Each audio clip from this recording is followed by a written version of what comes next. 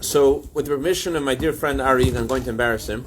But before I do, I want to dedicate our shir tonight to the neshama of Rabbi Hillel ben Tzvi, whose yard was today. L'chaim neshama shavan aliyah. Be good to better. On behalf of his family for Ogu B'Sech Chai Yisrael. L'chaim. I'm sorry.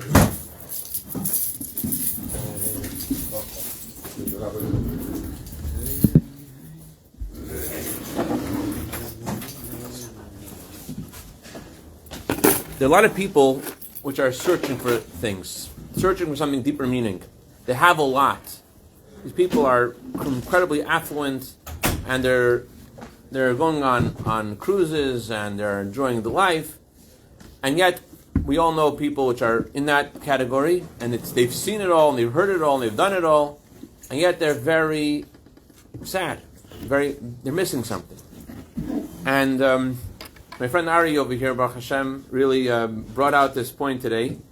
He went to LAX to get a flight, and he parked, and he realized they didn't have his Rabbeinu Tam Tefillin. Is that correct? Yeah. He didn't have his Rabbeinu Tam Tefillin. So, you think like you have a plan, you know exactly what you're doing, everything's all set up. There's one tiny detail that is missing, and that detail doesn't matter so much, right? Because you have it all, just that tiny, but actually, that is what your life is about. And that actually is going to help us have instruction to address this subject, which is why is it that the Jewish people especially are... the story. Huh? So I missed my flight. And he missed his flight.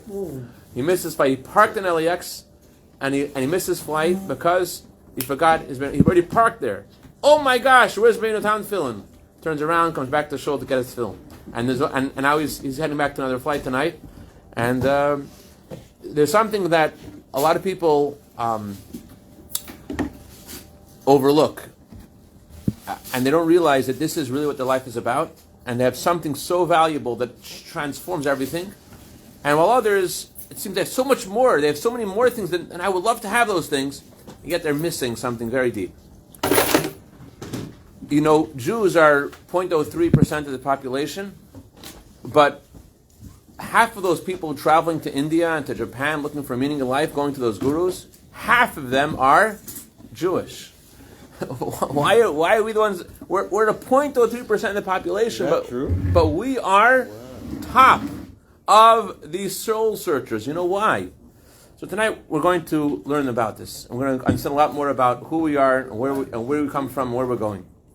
This week is the week we read about the giving of the Torah.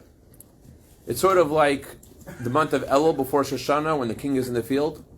So too this Shabbos, although it's not the holiday when God gave us the Torah, it's the Shabbos where we read about the giving of the Torah. So it's not like with the intensity of the holiday of Shavuos, but it's also this Shabbos we celebrate the acceptance of the Torah. Unlike the king being in the palace, where you see the awe and the splendor of the king, and you're taken by his majesty, the king is in the field, so it's more like how you take it, how you feel about it. So this Shabbos, we accept the Torah, the king is in the field, and what happens when God gives Moshe Rabbeinu the tablets? The Torah says, the words of Hashem were engraved upon the tablets. And the Talmud comments on this in Pirkei Avos. The Talmud says, Al tikra charus ela cherus. Do not read the words that they were engraved. Instead, you should say they were freed. They were freed. And the Talmud in Ethics of Our Fathers says the words Ein lecha ben chayrin. There's no one who is free except for someone who is involved in Torah study. That's the words of the Talmud. But seemingly we were freed long before getting the Torah. We were freed from Egypt. We were slaves for hundreds of years, and we were already freed quite before. But the Talmud says no. Until we got the Torah, you're not free until you get the Torah. Why? Why aren't you free when you're out of Egypt and you're out of slavery? There is, it seems, an opposite sentiment that many of us have often, which is that Torah is cumbersome. There's so many details. Torah tells us we have to do. We have to do this, we have to do that. And all the time, the Torah is talking to us: do this, do that, and say this, and say that. And or case in point, you're in LAX and everything's all set. No, you have to turn around. Your flight, you have to miss your flight. It seems like a big yoke. So why does the Torah say there's no one who is free except for someone who's involved in Torah? You're not free without Torah. On the contrary, Torah is a burden. Another question is, why doesn't the Talmud say it in a positive way? People who study Torah are free. Torah says that there's no one who is free except someone who studies Torah. Well, why is it saying that way? You have to understand that when we're learning the Torah every week, it's not just information, not just a subject. The Torah is a guide for our life, for each of us. The Torah is a guide for our lives. The world is comprised of 4 categories: inanimate, vegetable, animal, and human. And Hashem made the world in a way that the inanimate is the majority of creation. There's way more inanimate than there is vegetable, and there's way more vegetation than there is animal, and way more vegetation than there is humans. And humans are unique. Humans are special. What's unique about humans? One thing that's unique about us is we have conflict. With our sophistication that we're able to control and we're able to develop, comes another thing, which is confusion. Animals don't have the confusion that we do. Animals don't have, you don't have lions who are like wondering about their identity. Like, I identify today as a goldfish. That doesn't happen. Lions know they're lions. And more, lions and all animals, unless they're tricked, they will only eat foods that are good for them. They won't eat foods which are not good. And they gravitate to things which are good to them, good for them. On the other hand, they don't have ups and downs. They don't have this whole soul agonizing decisions that human beings do. So we always ask, did I say the right thing? Did I do the right thing? And one day we're like, I'm going on a diet. I'm going to pump iron. I am going to lose 10 pounds. And you go on the track and you're pumping iron. And you then 3 days later, and who wakes up? You're not interested. The fat guy woke up. There was that guy who was like, yeah, we're doing this, we're losing weight. And then the fat guy wakes up 3 days later, you're not doing it. Why is that? Why do we have that conflict? You all know the answer. We all have this conflict because we have 2 souls. We have a godly soul, we have an animal soul. President Nixon, he said, I'm able to handle every head of state in the world. Every leader, every world leader I can talk to. The only one I can't talk to is the Israeli Prime Minister. Because he says every other Prime Minister, every other president, I talk to them, I know if they're a friend, I talk to them one way. If they're an enemy, I talk to them a different way. But the Israeli Prime Minister, for one side of his mouth, he sounds like he's my friend. Other side of his mouth, I think it was Rabin, was then the Prime Minister. During the Nixon's presidency, was it only Golda? Was that also? So I can't figure it out. So the Rebbe commented, and the Rebbe said the reason why Nixon couldn't figure this out because Nixon didn't learn Tanya. Nixon did not learn Tanya. If Nixon would learn Tanya, then Nixon would know that the Jew has 2 souls. We have a godly soul, we have an animal soul, and that's why we have this back and forth. But there's a good news. Hashem, together with giving us this dichotomy, it seems, this dissonance, He also gave us the Torah as an antidote. The Torah helps guide us to know what is the way for true harmony in our lives and how to calibrate and direct all different parts of who we are. And that's the meaning of the Torah's most famous symbol. Think of the symbol of Torah. Think of Judaism. What does Judaism look like to you? Star of David. There were these 2 friends that went to McDonald's. I'll tell you one story, I'll let you go. These 2 friends went to McDonald's. These 2 friends, this is the way the story goes, whether it's true or not, it's definitely true. The truth in the story. These 2 friends were very religious boys, but they left Judaism. They decided, we're done with the yeshiva, we're done with all the stuff, we're going to go to McDonald's. We're finally going to have a cheeseburger. They go to have the cheeseburger, and they sit down, and the first boy picks up his cup, and his friend's like, no, you can't say that. We're not religious anymore. We don't say that anymore. What are you doing? It's Baruch Shem Koyim Chosei Lavad. For those who are not familiar, if you say Hashem's name in vain, you're supposed to say, blessed be the name of the glory of His kingdom forever and ever. You're supposed to praise Hashem right away. I heard the same story this morning about family. Very good, very good. I thought you were going to say, one says, is this Mizona Motzi? To the Big Mac. So the point, what's Apparently the Israelis have synthetic milk, powdered milk now. oh. Really, you can make cheese out of it and all sorts of things. Miracles. The point I'm trying to say with the story, the point is the most famous the Shabbos. Wait. Par of cow. You've got a Tefillin, it's going to the airport. Under 20, 12 cow. Rabbi Levin's still talking as you guys. Rabbi Levin. There are letters that are written on parchment. Letters written on parchment could easily be separated from parchment. You could separate letters from the parchment. They could be washed off. They could fade. But when letters are engraved in stone, the letters stay there forever. If you want to erase a letter that's engraved in stone, you the only way to You can chip them off. You can chip them off. like if I wanted to try to direct Zohar somewhere, I can't do that. Zohar is engraved in stone. Anyway, so Zohar HaKadosh, listen. So there's letters engraved in stone. In order to erase a letter engraved in the stone, the only way to erase it is by breaking it, because the letter is part of the stone. So the reason why one of the most famous symbols in Judaism is the Ten Commandments, and why God gave us 10 Commandments engraved in stone at Mount Sinai, because at Mount Sinai, our relationship with Hashem began in a whole different way. We were Jewish before, but at Mount Sinai something different happened, something shifted. When the Jews left Egypt, not everyone left. Most Jews did not leave Egypt, as we discussed. When Mashiach comes, every Jew is coming. Every Jew will be the Mashiach comes. Every Jew will be resurrected. What happened? What's the difference? What's a blessing we say before studying Torah? Blessed you Hashem, our God, King of the universe, who has chosen us from all nations and given us His Torah. At Mount Sinai, God gave us His Torah, and He also chose us. And just like He chose us, the Talmud says, King Solomon says, when you look at the water, you see a reflection of your face. The reflection of one heart is reflected in the heart of another. The way you feel about someone generates similar feelings back. When God chose us, that caused us to choose Him. So that means the deepest part of who we are chooses Hashem. So what is the sign of the giving the Torah? What is the sign of the Jewish people? The sign of the Jewish people is the tablets, the letters of the Torah engraved in stone. That it's part of who we are. That we can't separate it.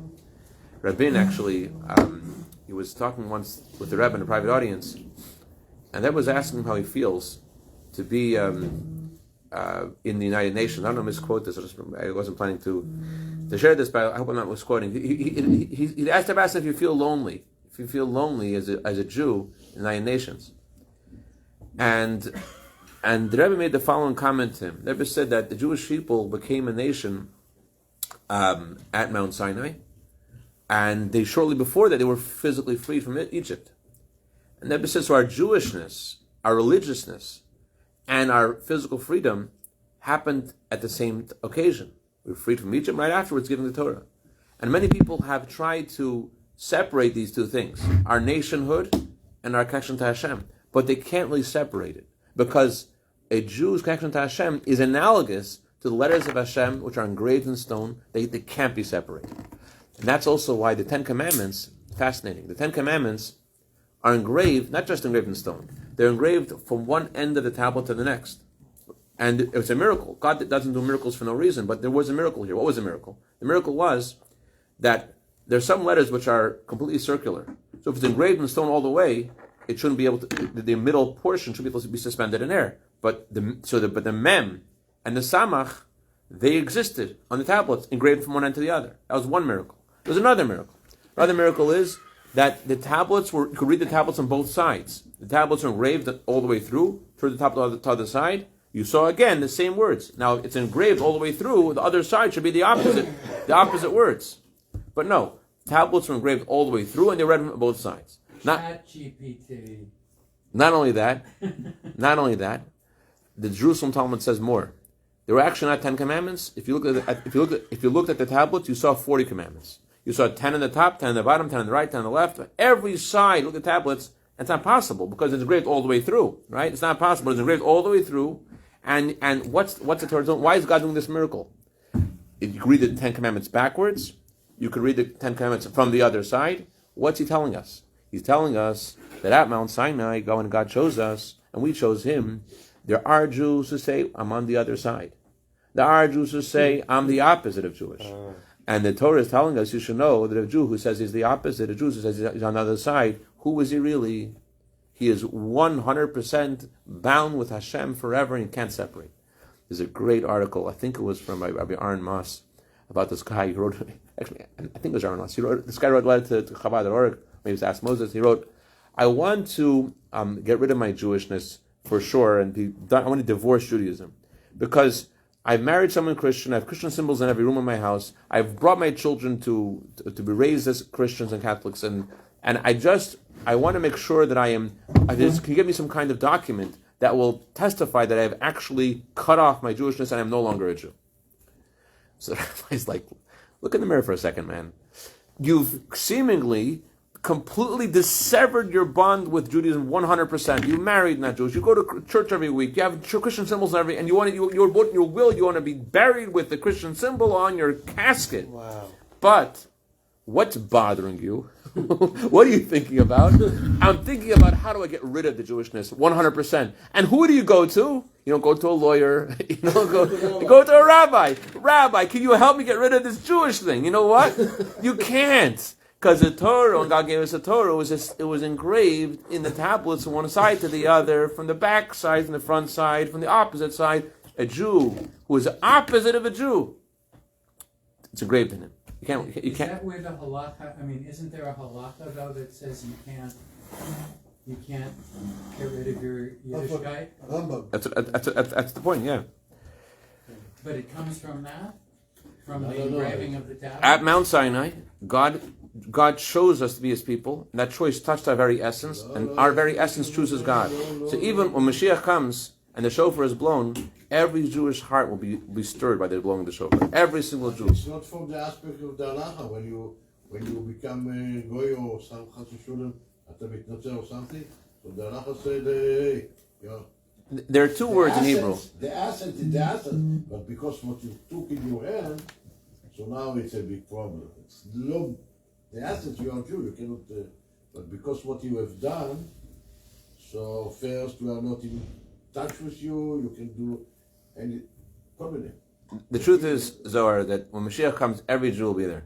Every Jew will resurrect. I said you cannot. No, every Jew will be there physically. Every Mashiach comes, every Jew will be there. What about even though the Talmud says that they will not have a share in the world to come, Even the Tzionim even though the Talmud says that you don't get resurrected? even though the Talmud says those will not be resurrected, they will also be resurrected. There's a long letter of the Rabbi explains every aspect of the Talmud and explains the conclusion is that there are. The conclusion is that there may be some rebuilding needs to be done of soul and body, but the fact is that every Jew will be there when Mashiach comes. Maybe some kind of rebuilding of the body in a different way, but the essence of the Jewish body and the essence of the Jewish soul is forever, and therefore every Jew will be present when Mashiach comes. Even like the ones that... Even the ones that Talmud says explicitly, they will not have share in the world to come, will also have a share in the world to come. The question is have the same body, different body, but everyone will be there. So the reason is because of Mount Sinai we became bound with Hashem like the tablets. Zohar, just 1 second, Zohar. Hold, give me a second. So, Shalom Aleichem. I want to share with you a very powerful story. Before I do, I just want to explain where we're going. There is in Hebrew a word chafshi. Chafshi means unburdened. There's another word in Hebrew, ben chorin. Ben chorin means literally the son of a free person. But it doesn't actually mean the son of a freed person. Ben chorin means, the word ben in Hebrew means son, but it means something you're connected to with your essence. Like a human being is called a ben Adam, a son of Adam. It doesn't only mean that biologically we all come from Adam. It means the essence of who we are is connected to being human, an Adam. So when you say ben chorin, the Talmud says there's no one who is chorin, there's no one who is free, except for someone who studies Torah, except someone who is involved in Torah. Our connection to Torah is like the connection of fish into water. If a person is unburdened from working for his taskmaster, he's unburdened. That doesn't mean that he is happy. It doesn't mean he's fortunate. If you take the fish out of the water and you free them from the water, you're not really freeing them. You're putting them in a state of danger. So the true meaning of the Torah's expression, there's no one who is free except for someone who's studying Torah, is analogous to saying that the only free plant is a plant attached to the ground. The only free tree is a tree attached to the ground. The only free fish is a fish in the water. Because the essence of a Jew is his bond with Hashem. And so when are you free? When are you really the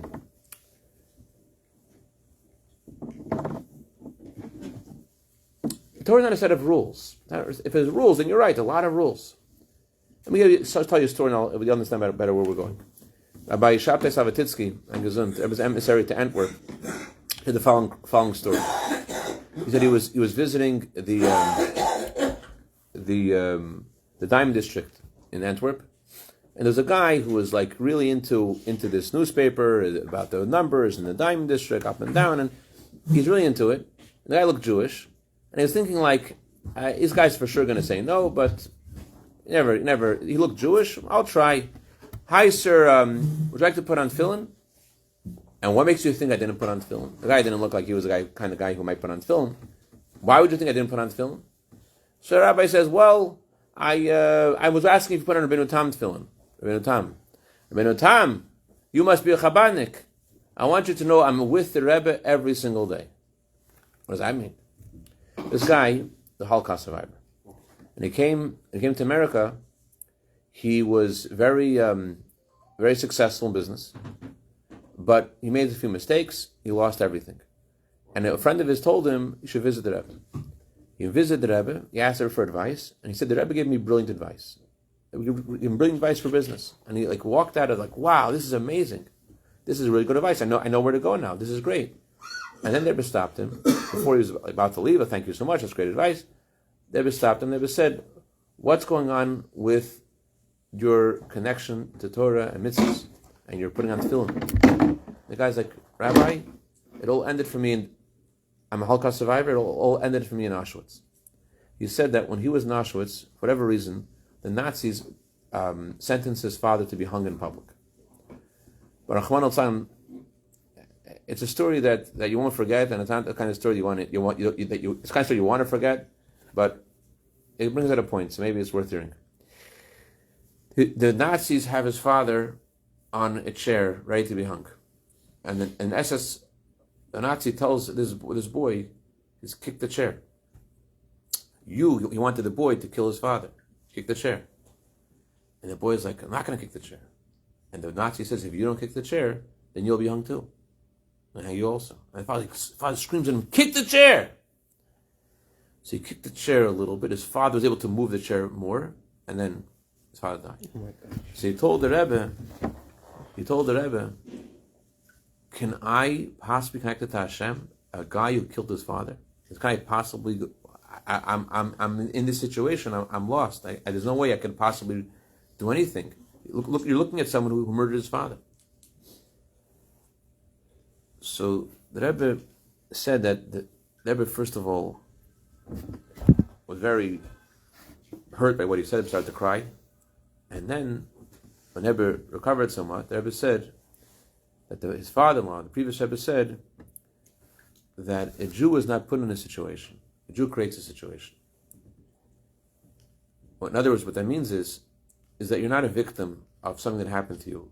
You create the scenario that you're in. As the Rebbe was basically telling him that you shouldn't define himself by that event. And then said, I want you to be my partner. I want you to be my partner in bringing Jews closer to Hashem. And then put out his hand, and shook his hand, and then asked him that should be his partner in spreading Judaism. And the guy says, every day I'm with the Rebbe. Every day, and not only do I put on tefillin, I encourage other people to put on tefillin. The guy was like, because the Torah is engraved in who we are. Who's a ben chayrin? Ben chayrin means our essence is freedom. Our essence is a connection to Hashem. That's who we are.